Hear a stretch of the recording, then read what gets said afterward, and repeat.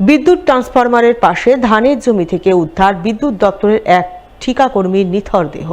ঘটনায় বিদ্যুৎস্পৃষ্ট হয়ে মৃত্যুর অনুমান পরিবারবর্গ সহ স্থানীয়দের। ঘটনাকে ঘিরে জোর চাঞ্চল্য মালদার রতুয়া ১ নম্বর ব্লকের চাঁদমুনি ও ২ নম্বর গ্রাম পঞ্চায়েতের খোঁজ খামার মাঠ এলাকায়। জানা গেছে মৃতের নাম পিন্টু আলম, বয়স ৪০ বছর, বাড়ি রতুয়া ২ নম্বর ব্লকের ছোট সম্বলপুর গ্রামে। তিনি পেশায় ছিলেন বিদ্যুৎ দপ্তরের ঠিকাকর্মী।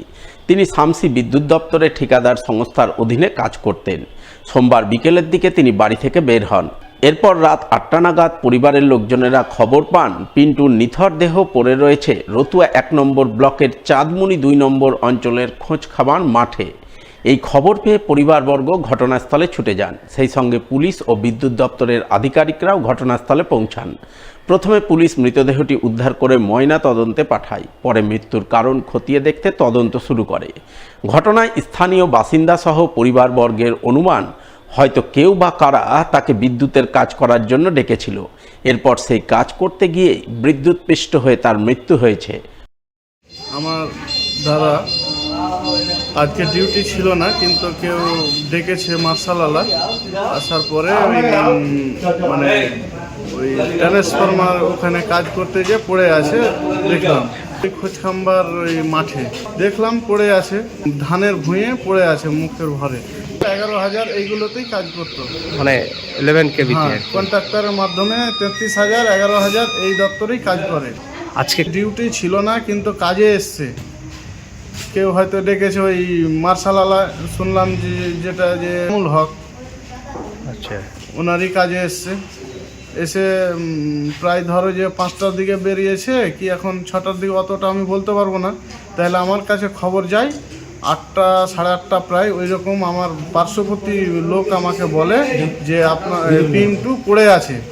কোথায় পড়ে আছে না, তো খোঁজখাম্বা বালুপুরের দিকে পড়ে আছে। তখন আমি সবকে বলি, বাড়ির লোকজনকে সবকে বলি, তারপরে খবরটা নিই। তা আসলে পিন্টু দা নাই। তারপরে জানতে পারি, তারপরে কিছু হোয়াটসঅ্যাপে পেলাম ছবি, তারপরে দেখছি যে ড্রেসটা আমাদের দাদার মিলে যাচ্ছে। তখন কিন্তু আমরা সব তাড়াহুড়া করেই চলে এসেছি। পুলিশ এসছে, ওনার গাড়িতে নিয়ে আসলাম। ঘটনায় শামসি বিদ্যুৎ দপ্তরের স্টেশন ম্যানেজার শুভেন্দু চৌধুরী জানান, প্রাথমিকভাবে মনে হচ্ছে বিদ্যুৎ শাটডাউন না করে কাজ করতে গিয়ে বিদ্যুৎস্পৃষ্ট হয়ে তার মৃত্যু হয়েছে। তবে সোমবার ওই ঠিকাকর্মী ছুটিতে ছিলেন, তাই কে বা কারা তাকে কাজের জন্য ডেকেছিল তা তদন্ত সাপেক্ষ। খোঁজখবর এসেছিলাম, আমাদের জানলাম যে পিন্টু নামে আমাদের কোনো লাইন স্টাফ, কন্ট্রাক্টর স্টাফ, উনি অ্যাক্সিডেন্ট করেছেন, ও জানতে এসেছিল। এটা মোস্ট লাইন শাটডাউন না নিয়ে ওঠার জন্য অ্যাক্সিডেন্টটা হয়েছে। ডকেটের খবর এখন আমি নিতে পারিনি, ওনার অফিসে গিয়ে দেখবো ডকেট খবর ছিল কিনা। কারণ তাছাড়াও ওনার আজকে কোনো ডিউটি ছিল না। ডকেট থাকলেও যারা অন ডিউটি স্টাফ থাকে তারাই আসে। আচ্ছা, তো যেহেতু ওনার আজকে অফ ডিউটি ছিল, উনি এখানে কেন এসেছেন বা কীভাবে এসেছেন এটা বলতে পারবো না। উনি সাপ্লাই উনি শিবনগর 33 ইলেভেন সবচেয়ে কাজ করতেন। আচ্ছা, সবচেয়ে কাজ করতেন, স্টেটে কাজ করতেন। ছাগলের জন্য মাঠে ঘাস কাটতে গিয়ে ছিনতাইবাজদের খপ্পরে পড়লেন শত্রুদ্ধ এক বৃদ্ধা। দুটি কান থেকে সোনার কানের দুল ছিঁড়ে চম্পট দিল ছিনতাইবাজ এক যুবক। সোমবার বিকালের দিকে ঘটনাটি ঘটেছে মালদার পুকুরিয়া থানার গোলা শিবগঞ্জ এলাকায়। জানা গেছে বৃদ্ধার নাম বুধ সরকার। ওই বৃদ্ধার অভিযোগ, সোমবার বিকালের দিকে তিনি বাড়ি থেকে কিছুটা দূরে ছাগলের জন্য ঘাস কাটতে গিয়েছিলেন।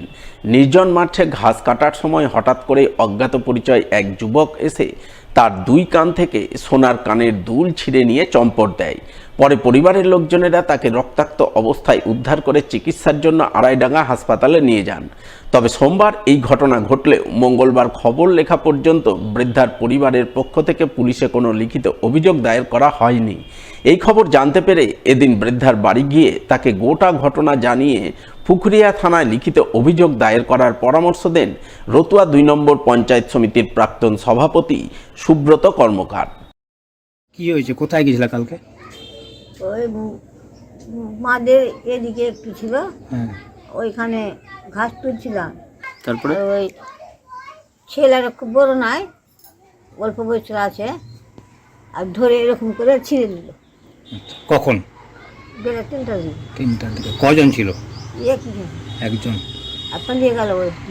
ও কি বাইকে এসেছিল না এমনি? হ্যাঁ, ও কোনো গাড়িতে এসেছিল? না গাড়িতে না, ওই দিকে আছে, বালুঘাটের দিকে ছেলেটা আছে। তুমি চিনতে পেরেছো ওকে? দেখলে আমি চিনি নেব। ধুলো করে আছে আর লাল জামা পরা আছে। এক ভরি কানের 8 আনা কানে সোনা ছিল, দুটা কানেরই। দুটো কানে আচ্ছা। ছিঁড়ে দিয়েছে। 8 আনা তারপরে হসপিটালে গেছিলে? হ্যাঁ, গেছিল ঘাস আনতে কোথায়?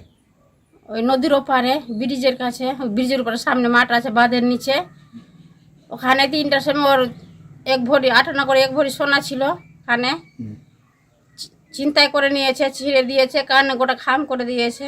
তখন বাড়ি এসছে, আমি দেখতে পাচ্ছি খুব কষ্ট করে সোনাটা বানিয়েছিল।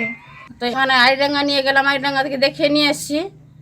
এখন থানা যাব, আমি চাই যেন পুলিশ যে নিয়েছে তাকে যেন শাস্তি দেয়। আজকে হচ্ছে গোলাশিবগঞ্জ মহারাজপুর অঞ্চলের গোলাশিবগঞ্জ, এই বুথেই আমার বাড়ি। এখানে আমি শুনেছি, আজ সকালে শুনলাম যে পরিবারের যিনি মা আছেন উনি কালে গেছিলেন ছাগলের জন্য ঘাস আনতে। ওইখানে উনি বলছেন একজন ওই কানেরটা ছিঁড়ে নিয়ে চলে গেছে। দুটো কানেরই? দুটো কানের।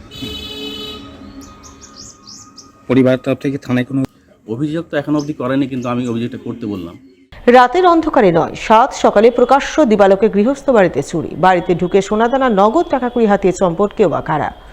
মঙ্গলবার সকালে এই ঘটনাকে ঘিরে জোর চাঞ্চল্য ছড়ালো পুরাতন মালদার সাহাপুর অঞ্চলের চর কাদিরপুর এলাকায়। জানা গেছে ওই এলাকার বাসিন্দা পেশায় মৌচাষী প্রকাশ মণ্ডলের বাড়িতে এদিন চুরির ঘটনা ঘটে। মালদা নালাগোলা রাজ্য সড়কের একেবারে পাশেই রয়েছে তার বাড়ি। ঘটনার সময় তার স্ত্রী একাই বাড়িতে ছিলেন। এরপর কিছু সময়ের জন্য তিনি পাশেই মুদির দোকানে যান। এই সুযোগে কেউ বা কারা তার বাড়িতে ঢুকে শোকেস লণ্ডভণ্ড করে সোনাদানা নগদ টাকা কড়ি হাতিয়ে চম্পট দেয় বলে অভিযোগ।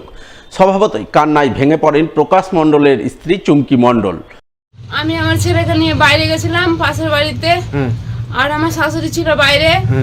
আমার শোকেস দেখছি এসে খোলা, তো আমি শাশুড়িকে জিজ্ঞাসা করছি কে এসেছিল, বলছে কি না কেউ আসেনি। তো আমি দেখছি এসে কিচ্ছু নাই, দিয়ে আমি জানতে পারলাম সব চুরি হয়ে গেছে।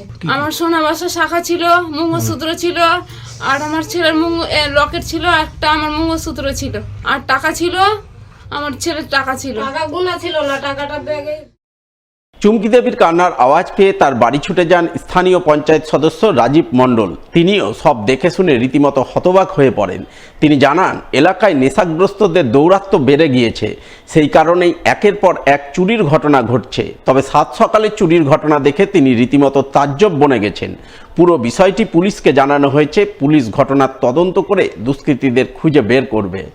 আমি সকালে 9টার দিকে খবর পাই যে আমার বাড়ির পাশেই দেখছি একটা বাড়িতে পুরো যা ছিল ওর ঘর থেকে, শোকেস থেকে সোনা দানা টাকা পয়সা সব কে কোন দুষ্কৃতী এসে নিয়ে গেল।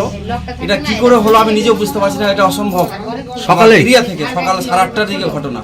আমার মনে হয় পাড়ার প্রতিবেশী আছে, জানারা নিয়েছে। আচ্ছা, আমরা খুব শীঘ্রই এর তদন্ত করছি। আমরা থানাতে ভিলেজ পুলিশকে জানিয়েছি। অতি সত্ত্বেও আমার RT1-এ যে এই রুটে যে ডিউটি আছে তাকেও আমি বলেছি, সেও কিন্তু আসবে আমাদের এই চুরির ঘটনাতে, তারা তদন্ত করতে আসবে। নেশা দ্বারা উপভোগ আছে, মদের এখানে ঠেক বেশি আছে, মদ খেয়ে এসে ধরেন কে এখন কোন মুভমেন্টে এসে এই ঘরে এসে ছিনতাই করে নিচ্ছে। যারা ধরেন ওই পাতা খাচ্ছে, পয়সা নাই, ঘর থেকে ঢুকে যা কিছু পাই সেটা নিজে বিক্রি করে তারা নেশাগ্রস্ত হচ্ছে। আমি চাইছি যে এই বাড়ির যে যিনি ক্ষতি হয়েছে সরকারি সংস্থা থেকে কিছুকে সাহায্য করুক।